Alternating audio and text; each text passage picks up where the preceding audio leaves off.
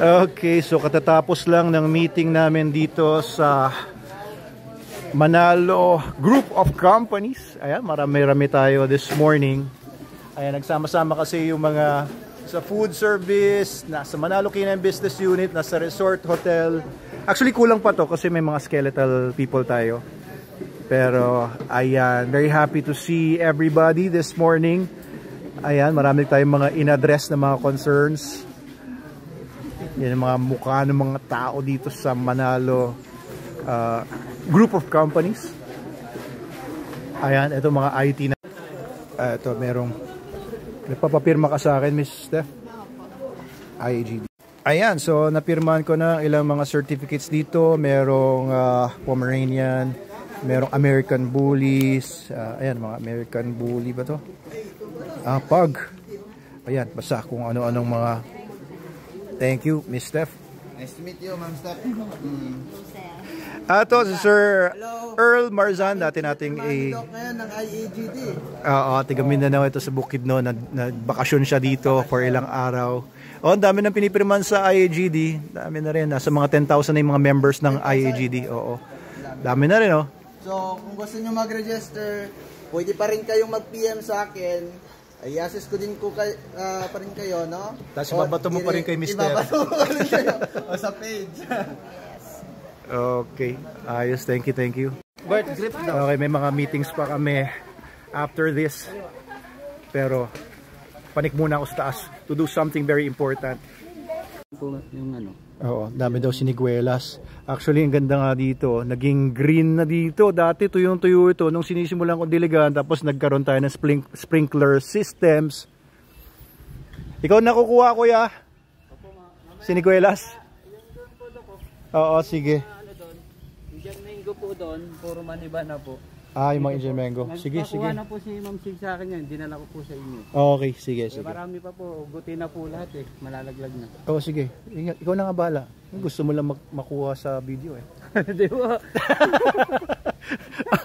Sige. Sige, thank you. Tingnan ko. Gusto ko kasi pakita sa inyo.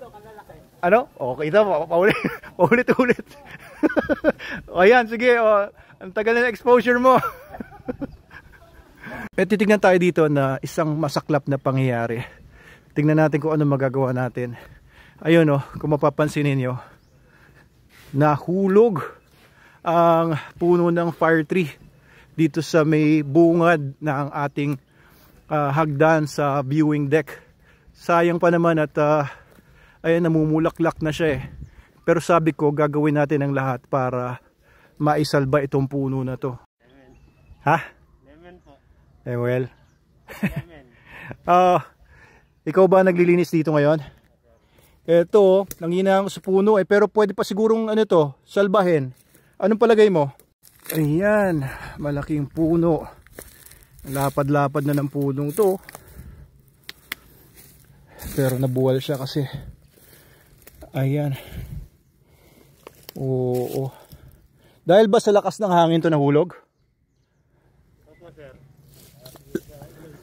Lakas ng hangin at saka manipis lang yung ilalim niya, no? Manipis lang yung lupa. Ayan, tumumba siya, oh. Nasira niya yung isang parte dito ng mga riffraff natin. Ay, actually, laki nung nasira ng riffraff. Nasira niya yung isang buong parte dito. Gastos na naman to. Pero feeling ko meron pa tong mga ugat na hindi pa naputol. Baka pwede pa nating subukang salbahin to. Ayan, yung mga ugat niya doon. Parang di pa naman putol. Ayun, may mga ugat pa siya doon. Magsusupply pa siguro ito ng nutrients sa puno. Tignan natin kung paano magagawa natin dito. Meron pa yung pag-asa. Kasi, correct me if I'm wrong, no?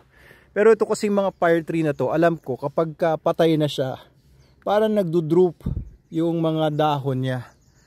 Pero, although parang medyo droopy yung mga dahon niya, parang may mga, ayan, umaangat pa eh. Umaangat pa yung mga dahon niya. And sumusunod dun sa araw, oh. Kasi nakababa na siya. Parang nagdadirect ngayon yung mga dahon pataas. Sa bagay, isa lang naman siya dito sa marami pa nating mga fire trees dito. Pero just the same, no? Sayang din eh. Siya pa naman nasa bungad. And siya yung unang-unang bumubulaklak nung mga nakaraan. May mga pictures ako kasama yung puno na yan eh. Pero ito, nagsisimula na rin magbulaklak yung mga ibang fire tree dito.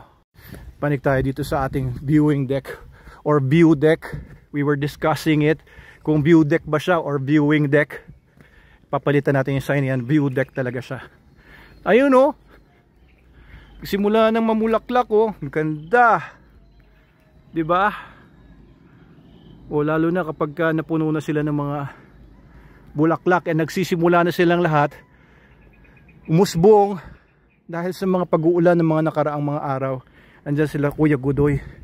Check siguro kung anong magagawa pa dito sa puno na bumagsak. Ano Kuya Godoy? Mukhang mabubuhay pa eh. Kasi yung mga dahon no, nagpumapanik. Diba buhay pa siya, ibig sabihin yan eh. Kasi pagka naputol yung gantong fire tree, lumulundo agad yung mga dahon yan pagpatayin na siya eh. Hindi sa po natin puputulin yan. Dito na. Baka may mga bawasan na lang natin to.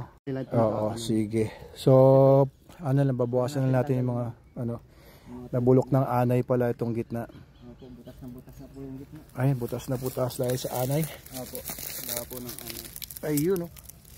Wala na. Oo nga, no. Oo nga. Para may kuweba na sa loob. Dok, dito po. And sa bagay, may bagong isang puno na dito. Tumutubo na rin siya. Fire tree din yan. Mabilis naman daw tumubo ang mga fire tree dito, sabi ni Sir Jay, lalo na kapag umuulan. Kainan kaya. Oo. Pwede. Lagyan natin ng kubo. Sino kaya yung gumawa nito? Ayun oh, ang ganda oh. Namumulaklak na tapos pulang-pula. Tapos kitang-kita yung lime green doon sa baba. Ang ganda. Yan. Tapos maglalagay na lang tayo para sa mga ibang pangingasihan sa kalsada. Anyway, ang bilis mag-respond ng mga halaman sa ulan. Gustong-gusto talaga nila yung tubig ulan kesa yung dilig-dilig lang ng mga deep well or Manila water. Ito, pulang-pula ulit yung ating mga bougainvillea. Okay, sa ating kiddie pool, may isang kiddie at isang hindi kiddie. Ayun, may kiddie pa sa likod. Nililinis lang natin dito pero Monday nga ngayon, walang tao. Ay, hindi, tao pala kayo, tao. And yung ating big pool, syempre big pa rin at napakaganda pa rin. Napakalino ng tubig. Ayan, makikita niyo yung mga tiles. Always well maintained dito sa Manalo Resorts Hotel. Manalo Resort Hotel. Ba't ako S ng S doon? Ayan o. Malino naman. Kailangan lang linisin palagi kasi may mga nahulog na mga dahon. Alright. And dito sa playground, same thing. Walang tao, puro mango. Mga nahulog na mangga. At mga manggang nasa puno pa. Ayun o, dami pa rin. Dito rin sa kabila. Dami mga mangga o.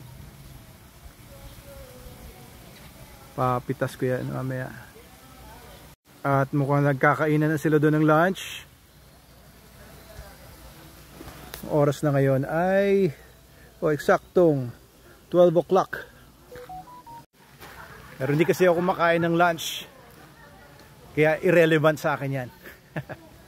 So, happy Monday guys. Ayan, mukhang may konting kulimlim pa. Baka umulan pa maya-maya. Anong pagkain nyo? Niloto ni Jipoy. Ayos ah. Bawal may baon dito ah. May corkage yan. Kayo, kumain na kayo? Oh, wag kayong maghahalikan sa camera. Hindi. Sunrise lang.